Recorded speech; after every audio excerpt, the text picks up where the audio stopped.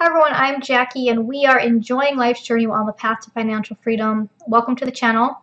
Welcome to a new series that I'm going to be starting on here, which I'm going to be sharing with you my monthly income expense report for my self-employment. If you're not familiar with the channel, I do talk about goal setting and personal finance, and I share with you our monthly budget or weekly budgets, our net worth progress reports and things like that. And I also share some of the things that I'm doing on the side, kind of earn some extra money. And I did have some people who were curious as to how I do our self-employment, or how I do my self-employment budget. So I'm going to share that with you guys. So today we're going to be checking out January, and we're going to see how much did I make self-employment, what are all the sources of income that I have, and what did we spend it on, how do I divide it up, and all of that. So let's jump on to my Excel sheet and get to it. I budget out a monthly budget, and then I budget out each Friday. So depending on what my source of income is, I get paid at different times, but my husband gets paid every Friday, so I just do for self-employment income on Fridays as well. So different sources of income that I have Google AdSense. These are the ads that you see on my YouTube channel. Now, some people also get paid from Google AdSense from ads on their blogs, their websites. For now, I only have my YouTube channel. So for the month of January, I made $364.38. If you notice my personal budget, I'll budget out what we anticipate, and I'll keep track of what was actually spent, and then I compare them. With my business budget, I update this actual budget number with the actual number, so there's no comparison of what I originally budgeted versus what it was. This is just what the final numbers were. And this is lined up with the 25th because I actually get paid from Google on the 21st or the 22nd of the month, and this is through just direct deposit. So I have one checking account at my bank, which I call my business income account. So all of these sources that pay me, I get paid direct deposit, and that gets direct deposited into that one income checking account. With Google, you have to make a minimum of $100 that month in order for them to pay you. So if you only made $80, you're not going to get paid. And then say the next month, you make another $80, then you'd get paid that full $160 the following month. If you still didn't reach $100, then you wouldn't get paid yet. And when you're first getting started, I started my YouTube channel back in 2014, so it's taken a long time for me to get to the point that I'm at now. And if you stay tuned and you watch the future months, you're going to see how things have been growing over the months as well. With Google AdSense, also, you're getting paid from the month before, okay? So this income I have is actually the income that's what I made in December, but then I was paid in January. I do all of my self-employment income as what is called cash accounting. So I only account for the money that I've physically already received. I don't put this month saying, oh, I made $400 this month, but I'm actually going to get paid next month. I don't do that. Whatever I actually got paid is what I count for that month. So with Amazon affiliate, they're about 2 months behind on their accounting, whereas YouTube's like only 1 month. Okay, so Amazon's more like 2 or 3 months behind. So if I were to get paid in January, it'd be from things from income I made back from like November or something. Amazon affiliate usually pays around the last little bit of the month, so like the 30th or something like that. So I didn't have a check here, but I would line it up here if I had to.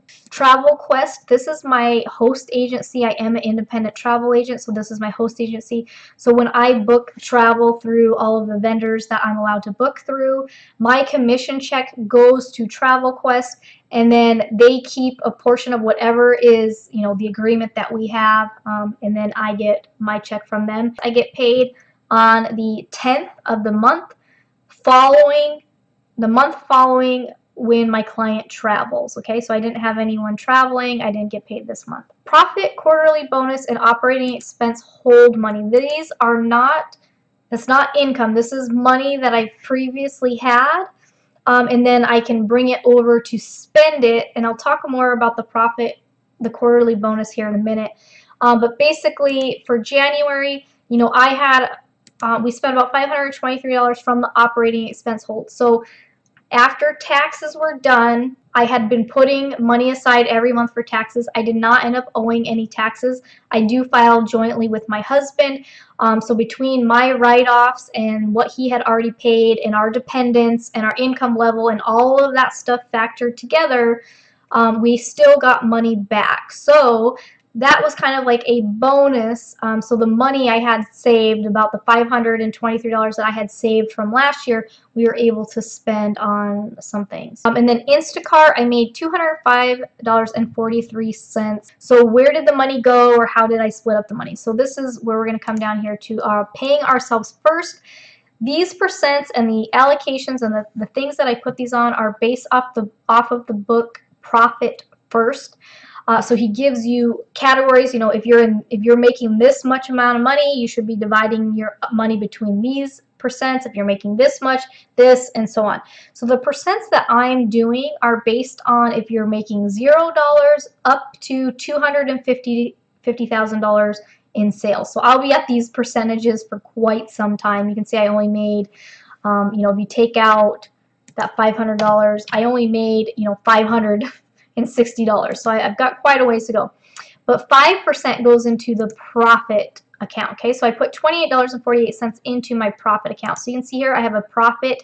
This is a savings account. And that money, the money that's in there, is ultimately split in half. Half of it's to continue growing and half of it is for the quarterly bonus. So in March, that last Friday of March, whatever was in here in the profit account, half of that was paid to our personal budget as a owner's bonus. Okay, so it's not to be used in the business. It's not to be used as a paycheck. It's a bonus to do whatever you want with, to actually enjoy the fact that you're self-employed. Okay, so $28 was added to that at the time. I already, you know, I had basically 53 towards the profit and 53 towards my personal, which was 106 within that account. Okay, so it wasn't spent, it was put into savings. Owner's compensation. So 50% of whatever I make, I get paid into our personal budget. So those of you that watch my personal budget, that's what you're seeing. So I was able to pay our personal budget, or myself, $284.90. What I love about this system here is that I've owned a dance studio. I owned a dance studio for 3 years before. I never paid myself.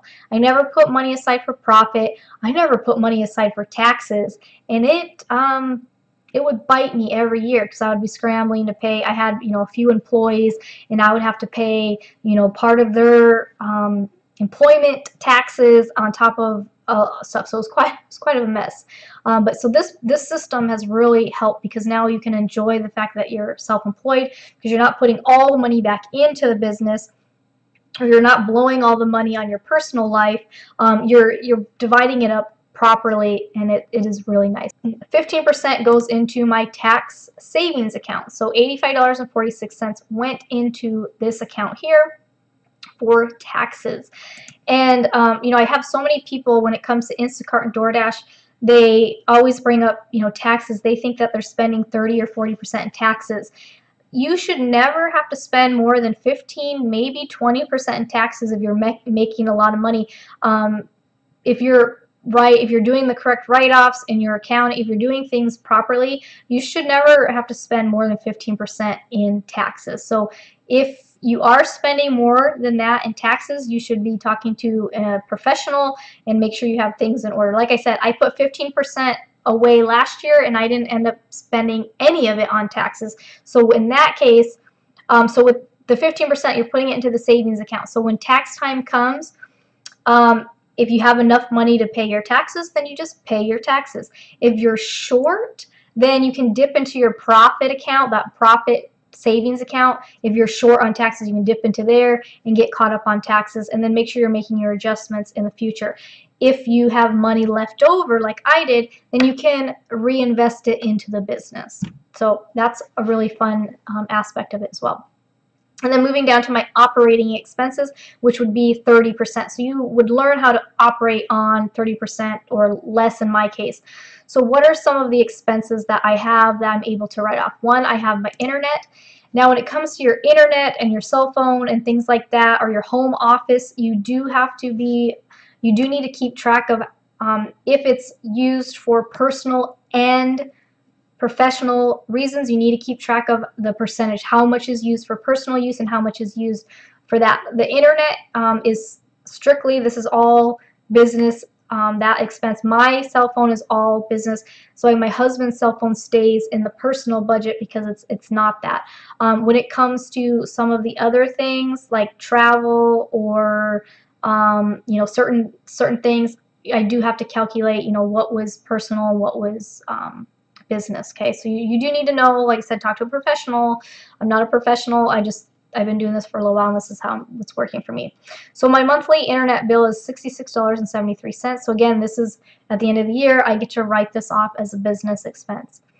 I had a yearly domain renew for $15.17. I have 2 domains. One renews in January and one renews in September. I have a yearly email that will be due in September. Amazon seller. I don't sell books on Amazon anymore. I used to sell books on Amazon, so I'm just gonna subtract that out. My like education related to business and things like that, I can write that off. So if I go to a conference or a seminar, if I buy a program, if I buy books, things like that, now my business can write those off.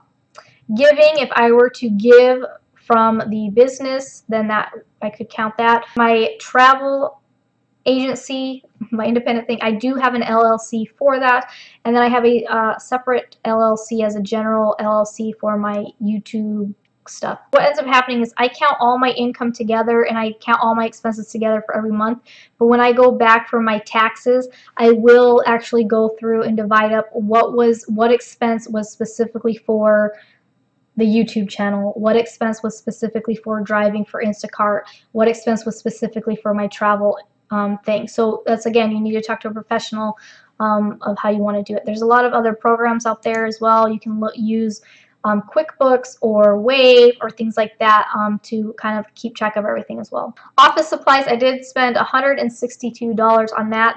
That might be my desk. I got a new desk for my home office. Equipment, I didn't get anything in January, but this would be for things for my YouTube channel or even shopping. So it could be things like cameras, a computer, lighting, editing software, the insulated bags for Instacart, things like that. Travel, again, you have to know what you can write off and what you can't write off. If you're counting like meals or plane tickets or whatever, you need to know what you can do for that. My cell phone for the month is $30. I had personal or self-development $40. I did end up spending $321. I put clothes on here because it's kind of like work-related clothes, right? So having a uniform as a travel agent, having a set of things. So this one may be something that I may be able to write off as uniform. So we'll have to see at tax time. But either way, I paid for it out of my self-employment income, and I documented it within my self-employment budget, and then when tax time comes, we'll find out for sure if I can write it off or whatnot. But that's, you know, that's gives you an idea. And then what I have here is operating expense hold. So this is the money that I did not actually spend on anything, and it just stays in there. So when I get paid, I made this $102, right? I put $5, I transfer $5 into my profit account, I transferred $51 into my owner's pay account, I transferred $15 into my taxes, the 30 and the 74 cents got transferred to my operating expense account. So what it would do, similar to my personal budget, I would just line it up with that. So I would say, okay, $30 is right here, it's in line, it's in my operating expense account, but it's already for this bill. So then when this bill comes out automatically, it would come out of my operating expense. This is a checking account, and then what's in there hanging out is this $121. So I have $121 just hanging out in there for future purchases. These percentages, like I said, are from the profit first, and I also use a zero-based budgeting approach to that. So as you see, even though I had some expenses, I still, even though, you know, if I had $59 left over, I didn't just say, hey, I have $59, I can just blow and do whatever with. I designated it as, hey, this is going to kind of hold. I'm going to hold it. I'm not going to spend it yet. We're going to save it for the future months. So, and then I started adding on here at the bottom mileage. So for the month of January, I drove for Instacart 54 miles total. So instead of me keeping track of how much I spend on gas, I'm only keeping track of my mileage. I do not drive enough between doing Instacart and DoorDash that it doesn't really affect our personal budget for gas that much. So I do spend our personal money on gas. I might change that in the future, but I am allowed to write off, this mileage when it comes to tax time, which ultimately will lower my taxable income as well. I encourage you guys, check out the book Profit First. Get yourself on an actual budget for your self-employment or you're running a business, because it will definitely help. If you want to know how to handle your personal finances as well, please join me every single week. I show you how we budget out every single paycheck, and every single month I share, how we're doing for the month. And that's so you would see where then from there, where does this $280 go? How is it helping our personal income? And you can see from there. I hope that helps you in some way. Please leave any questions that you have down below. As always, thanks for watching, and I will see you soon. Bye.